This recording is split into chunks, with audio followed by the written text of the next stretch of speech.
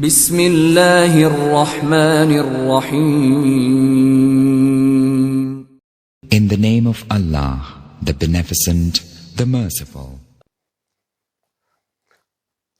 نحمده ونصلي على رسوله الكريم. أما بعد فأعوذ بالله من الشيطان الرجيم.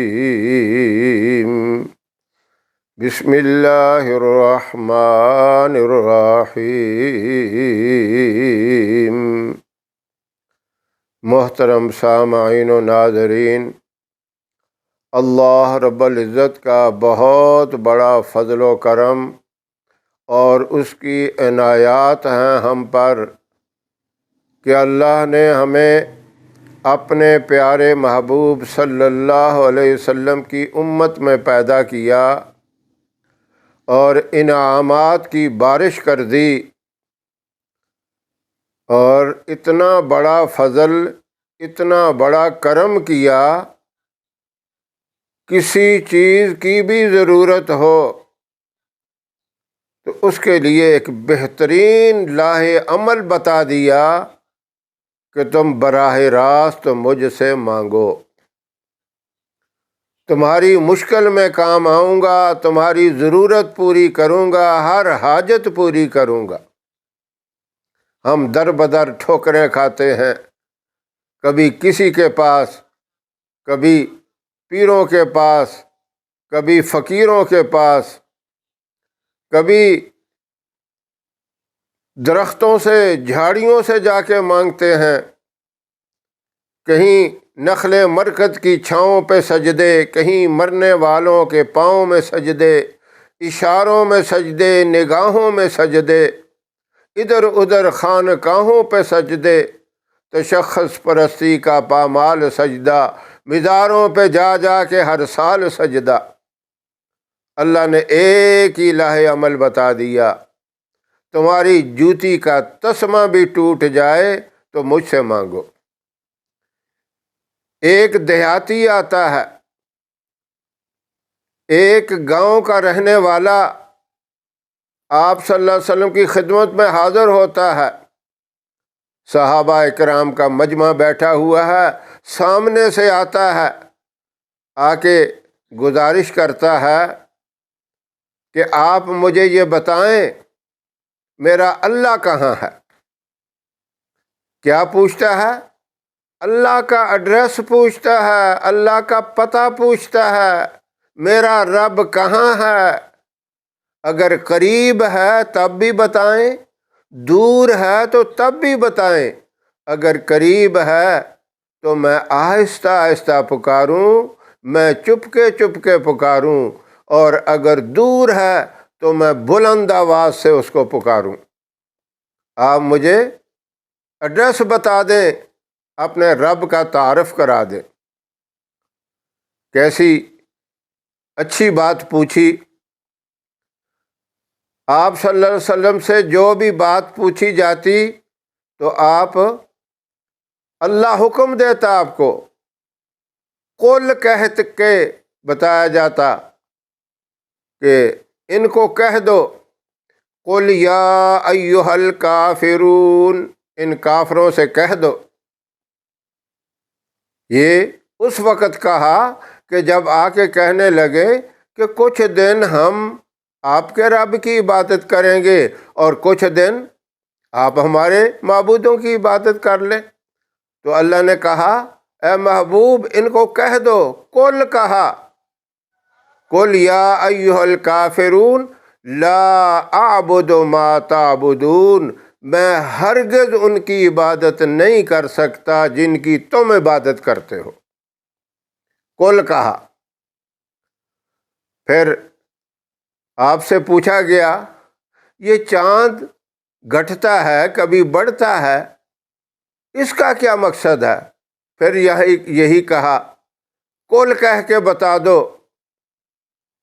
قل ہی مواقیت، یہ ٹائم بتانے کے لیے، اوقات بتانے کے لیے، مہینے بتانے کے لیے ہے، تاریخ بتانے کے لیے ہے۔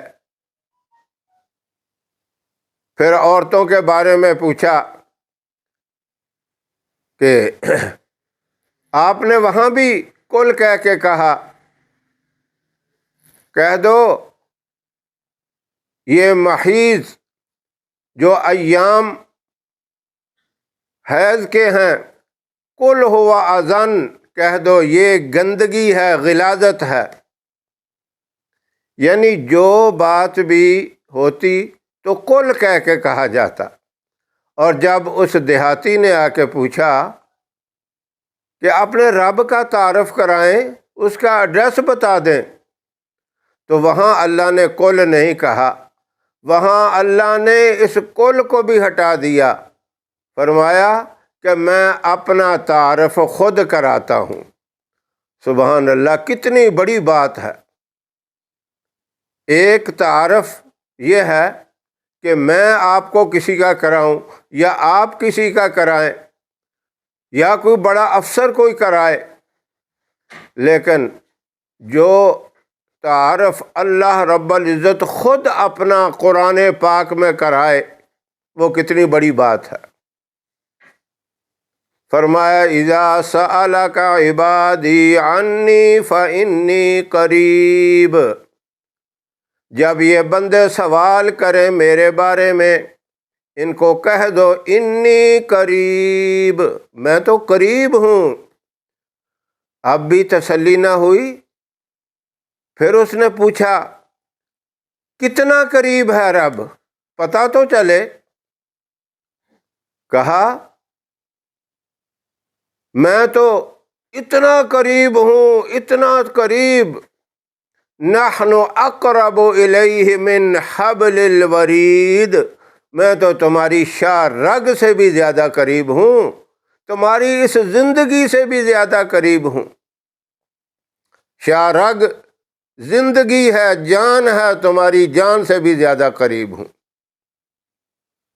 وہاں کل کو بھی ہٹایا، براہ راست اللہ نے اپنا تعارف کرایا۔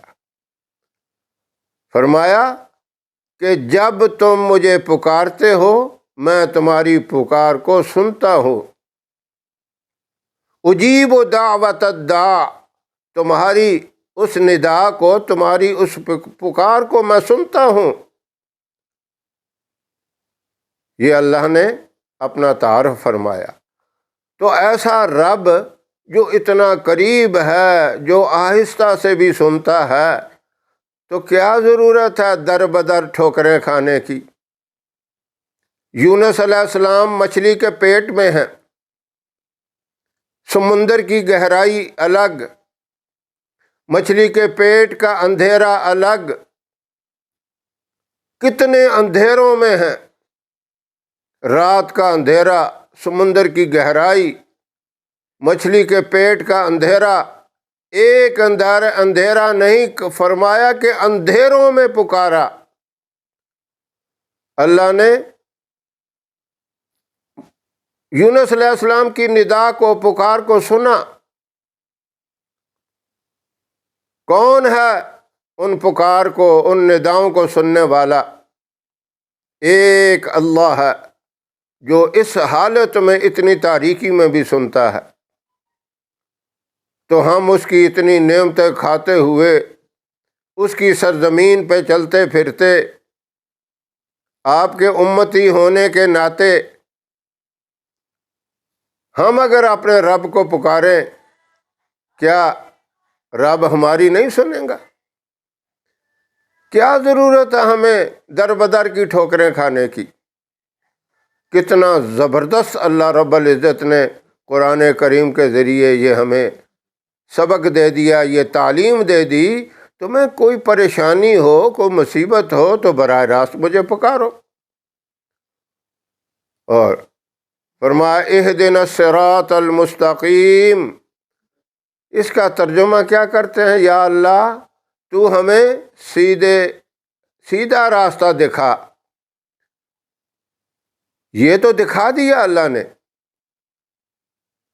دعا یہ کرنی چاہیے، ترجمہ یہ کرنا چاہیے، یا اللہ تو ہمیں سیدھے راستے پر چلا، دکھا تو دیا، اب اس راستے کے اوپر چلنا ہے۔ اب یہ دعا اگر آپ کرتے رہیں، اہدنا الصراط المستقیم، اہدنا الصراط المستقیم، یہ تصور کر کے کہ اللہ تو مجھے سیدھے راستے پر چلا، سیدھے راستے کی رہنمائی فرما، سیدھے راستے کی مجھے ہدایت دے۔ یہی نہ کہیں کہ یا اللہ سیدھا راستہ دکھا، قرآن کریم کے ذریعے دکھا دیا اللہ نے، اب چلنا ہے اس کے اوپر، اس رہنمائی کو اختیار کرنا ہے۔ یہ اتنا بڑا وظیفہ ہے، اتنا طاقتور وظیفہ ہے، چھوٹا سا ہے۔ اس وظیفے کو اگر آپ پوری زندگی کا معمول بنا لیں، دل و جان سے تسلیم کر کے اس کو پڑھ لیں، تو دیکھیں پھر اللہ رب العزت کی رحمتیں آپ کی نسلوں تک آپ کے اوپر برستی رہیں گی، اور ان رحمتوں کا اثر آپ کی اولاد پر ہوگا، آپ کے رشتہ داروں پر ہوگا، آپ کے پڑوسیوں پر ہوگا۔ وہ رحمت کیسی؟ وہ رحمت ایسی ہوگی آپ کے گھر کسی قسم کی روزی کی تنگی نہیں ہوگی، روپے پیسے کی کمی نہیں ہوگی، اور آپ کے دشمن آپ سے دور بھاگیں گے، آپ کا رعب، آپ کا دبدبہ ان کے اوپر طاری ہو جائے گا۔ آپ نے رب سے کہہ دیا اے اللہ تو مجھے سیدھے راستے پر چلا۔ اب سیدھا راستہ اللہ کا اتنا عظیم ہے کہ ہر کام میں اس کی مدد ہے، اس کو معمولی نہ سمجھیں۔ جب بھی آپ کو کوئی موقع ملے، خوشی کا موقع ہو، غم کا موقع ہو، غم تو آئیں گے نہیں، کوئی چھوٹا موٹا آ بھی جائے تو یہی کہیں اہدنا الصراط المستقیم، یا اللہ تو سیدھے راستے پہ چلا۔ نماز کے بعد بھی یہی کہیں، قرآن کی تلاوت کا موقع ملے تو یہی پڑھے، اور تہجد کا وقت اگر اس کو صرف 10 دفعہ پڑھ لیں تو سارا دن اللہ کی رحمت موسلا دار بارش کی طرح برسے گی، اور اللہ پھر ایسی مدد کرے گا، جانوروں کے ذریعے مدد، پرندوں کے ذریعے مدد۔ آپ حیران ہوں گے جانوروں کے ذریعے کیسے مدد؟ اب چوہا کیسی چیز ہے، دیکھ کر نفرت آتی ہے، چوہے کے ذریعے مدد۔ ایک صحابی کا واقعہ آتا ہے، وہ باہر گئے قضائے حاجت کے لیے، تو وہاں بیٹھے، ایک چوہا اپنے سوراخ میں گیا اور 1 دینار لا کے پاس رکھ دیا۔ دینار سونے کا ہوتا ہے، پھر گیا، پھر دینار لا کے رکھ دیا۔ صحابی اٹھے، دیکھتے رہے، اور اسے کہا اور لاؤ اور لاؤ، وہ اور لاتا گیا، کئی دینار اس نے لا کے رکھ دیے، پھر اسے کہا اور لاؤ، پھر ایک خالی تھیلی بھی لے کر آ گیا اور بتا دیا کہ اب کوئی نہیں، خالی تھیلی بھی میں لے کے آ گیا ہوں۔ آپ نے وہ دینار تھیلی میں ڈالے اور سیدھا نبی کریم صلی اللہ علیہ وسلم کی خدمت میں حاضر ہوئے، جا کے کہا کہ یہ واقعہ میرے ساتھ پیش آیا۔ آپ نے فرمایا یہ اللہ نے تمہاری اس چوہے کے ذریعے مدد کی ہے، اللہ اس طرح پھر جانوروں کے ذریعے مدد کرتا ہے۔ تو اس لیے اللہ کو پکارو، ہر دم اللہ کو پکارو، وہی آقا، وہی داتا، وہی مشکل کشا سب کا، وہی ایک غوث اعظم ہے، وہی للکار دیتا جا، اسی کے نام سے مر لے، اسی کے نام سے جیتا جا، اسی کے نام کی گھر میں ہو تو بھر بھر جام پیتا جا، گر ہو توحید میں سمندر شرک حائل، لگا دے جست موجوں میں طوفانوں سے نمٹتا جا، وہ جلتے ہیں تو جلنے دو، وہ جلتے ہیں تو جلنے دو، جو ہیں توحید کے دشمن، صدا وحدت کی قرآن سے گلی کوچوں میں لگاتا جا۔ یہ ہے اللہ کی توحید، اللہ کی عظمت۔ اگر مدد چاہتے ہو اللہ سے، اس کی مخلوق بھی تمہاری مددگار بن جائے، تو پھر اللہ کے اس کلام کو، اس وظیفے کو اپنی زندگی کا معمول بنا لیں۔ اہدنا الصراط المستقیم، اہدنا الصراط المستقیم ہر نماز کے بعد کم از کم 3 دفعہ پڑھ لیں۔ اول آخر ایک دفعہ درود شریف پڑھیں۔ قرآن کی تلاوت کے بعد اس کو 3 دفعہ پڑھیں، اول آخر ایک دفعہ درود شریف پڑھیں۔ درود شریف بھی بڑی شان والا، عظمتوں والا، اللہ کے قریب کرنے والا، جنت کے قریب کرنے والا، اور یہ وظیفہ بھی تمام نعمتوں سے مالا مال کر دینے والا۔ وہ نعمتیں صرف دنیا کی نہیں بلکہ جنت میں بھی، جنت الفردوس میں بھی اعلیٰ بالا خانے آپ کو اس کی برکت سے ملیں گے۔ اللہ ہم سب کو عمل کی توفیق عطا فرمائے۔ وآخر دعوانا ان الحمد للہ رب العالمین۔